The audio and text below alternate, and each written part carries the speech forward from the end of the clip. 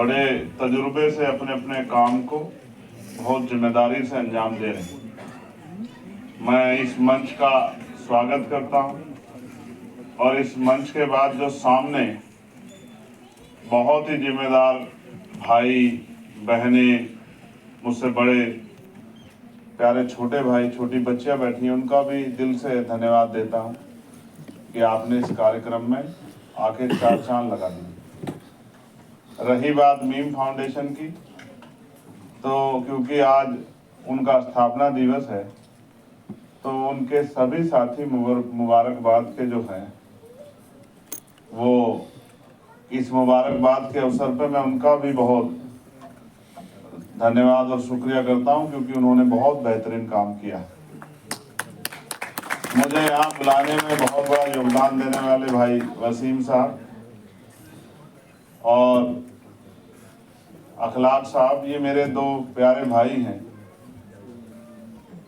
हम आपस में मिलके बुरे दौर में किस तरह से लड़ना है इस पे चर्चा कर लेते हैं। जिन लड़ाइयों का जिक्र किया गया हमारे साथी द्वारा, जो जुल्म के खिलाफ लड़ी गई, मैं उन बेहतरीन लड़ाइयों के पर्दे के पीछे जो लोग थे वो यही थे। अक्सर हम सिर्फ हीरो को देखते हैं, लेकिन हीरो को दिखाने वाली जो कैमरे की टीम होती है, जो राइटिंग टीम होती है, वो दिखाई नहीं देती। अखलाक साहब बहुत शानदार शख्सियत है, पत्रकारिता से लेके और स्ट्रेटजी में उनका बहुत अच्छी पकड़ है। और उसी तरह से वसीम अकरम त्यागी साहब बड़े ट्रोल होते हैं सोशल मीडिया पे जब कोई बात लिखते हैं, तो इनका और हमारा संयुक्त जो है, ये हमेशा कोई भी लड़ाई रही हो, किसानों की हो, नौजवानों की हो, मजलूमों की हो, हर लड़ाई में इनकी शिरकत किसी ना किसी तौर पर रहती है। अकेला आदमी कोई भी कुछ नहीं कर सकता, बहुत सारे लोग मिलके बहुत बड़ी बड़ी ताकतों से लड़ सकते हैं। आज भी बहुत काम था, लेकिन वसीम साहब का आदेश था कि आना है, तो जब इनका आदेश हो गया तो कोई चीज बची नहीं। मैंने कहा कि भाई फिर आ जाएंगे। मीम फाउंडेशन बहुत अच्छा काम कर रहा है, उनके अच्छे काम को सराहना चाहिए।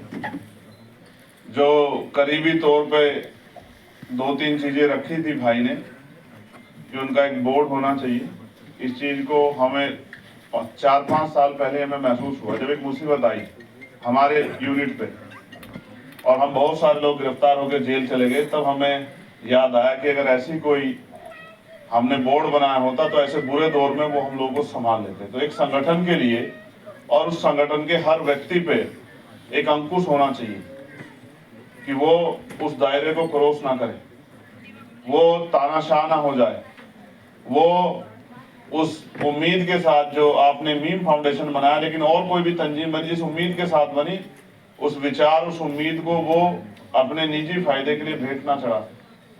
तो एक बोर्ड होना जरूरी, ये उनकी बात को मैं आगे बढ़ाते हुए सलाह देता हूं कि ये बहुत जरूरी है, आपकी तंजीम के काम आए, क्योंकि आपकी मूवमेंट वो रुकनी नहीं चाहिए। जो काम मीम फाउंडेशन कर रहा है, अक्सर हम जय भीम और जय मीम के नारे जब लगते हैं तो बहुत सारे लोग पूछते हैं कि ये मीम वाले, मीम से वो एक सिर्फ एक बड़ी आबादी की तरफ उनका, और वो बड़ी आबादी मुसलमानों की तरफ उनका इशारा रहता। अच्छा हुआ कि मीम फाउंडेशन से ये भी बात उनकी समझ में आ जाएगी कि मीम सिर्फ जो है एक धर्म के लोग नहीं। दूसरा, बहनों के लिए कहा गया, ये बहुत सही है, क्योंकि आधी आबादी को पीछे छोड़ के ना मुल्क तरक्की कर सकता, ना कोई कौम तरक्की कर सकती, ना कोई प्रदेश तरक्की कर सकता, और ना ही कोई मूवमेंट तरक्की कर सकती। क्योंकि जब हम बात करते हैं हक और इंसाफ की, तो उनमें हर एक व्यक्ति के लिए बात होनी चाहिए। मैं इस टीम को भविष्य में कभी किसी भी तरह की मेरी कहीं भी मेरे योगदान की जरूरत पड़ेगी तो वो मुझे याद करें, मैं हमेशा उनके साथ खड़ा रहूंगा। इस बात का भी मैं आपसे वादा करूं। और जो आज के हालात हैं, पढ़े लिखे लोगों की जिम्मेदारी होती है, मैं ये बात खुद से जोड़ता हूं कि बाबा साहब अम्बेडकर हमारे लिए मात्र एक किरदार नहीं, उनमें उनके नाम के साथ हमारी जान बसती है। उन्होंने जो हमें दिया है वो हम शब्दों में उसको बयान नहीं कर सकते। मैं और मुझसे पहले जितने सियासी लीडर जो उस तहरीक को पसंद करते हैं, उस विचार पर चलते हैं, वो सब आज अगर हैं और अगर हमें जबान मिली है तो ये डॉक्टर बाबा साहब अम्बेडकर की देन। और आपकी जब मैं तहरीक को पढ़ रहा था मीम फाउंडेशन की, तो मैं महसूस कर रहा था, चाहे वो सर सैयद अहमद खान साहब की तहरीक हो या आपकी ये तहरीक हो, आप भी एजुकेशन पे काम कर रहे हैं। और एजुकेशन देती क्या है? मैं तो एजुकेशन पे कुछ और सोचता हूँ। मैंने पार्लियामेंट में भी कहा है कि एजुकेशन सिस्टम में बहुत सुधार की जरूरत है। एजुकेशन हथियार है। एजुकेशन सिर्फ रास्ता नहीं दिखाती, एजुकेशन जंप भी लगाती। और जंप का मैं आपको आज उदाहरण भी दूंगा।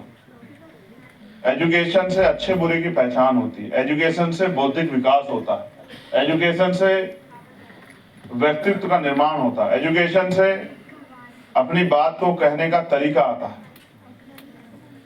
एजुकेशन हमें जिम्मेदार लोगों की शख्सियतों में के बीच में खड़ा करती है। और मैं इसका उदाहरण आपको बताता हूं।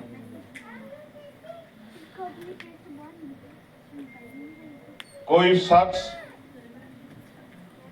जिसकी कई पीढ़ियां गरीबी, बेबसी, लाचारी और बुनियादी सुझाव से दूर रही, और उसके परिवार की एक पीढ़ी ने एजुकेशन को एक्सेप्ट किया और अच्छी तरीके से एजुकेशन ली, तो वही जो गरीबी, बेबसी, लाचारी में जो परिवार जी रहा था, वो जंप करके IAS, IPS, वकील, जज, इंजीनियर, डॉक्टर, साइंटिस्ट, कुछ भी बन सकता है।